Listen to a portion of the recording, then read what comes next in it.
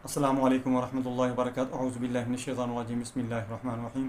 आज मैं आपको बताऊंगा कि जिन लोगों के बाल गिरने शुरू हो जाते हैं, बाल सफ़ेद होना शुरू हो जाते हैं, बालों की शाइनिंग ख़राब हो जाती है, यहाँ तक कि जिनको गंजापन आना शुरू हो जाता है, मौरूसी गंजापन भी हो, तो ये चीज़ें आपने इस्तेमाल करनी है। जो लगाने वाली मैंने बतानी है वो आपने लगानी है, और जो मैंने आपको छुड़वा देनी है चीज़ें कि आपने इस्तेमाल नहीं करनी, वो आपने छोड़ देनी है।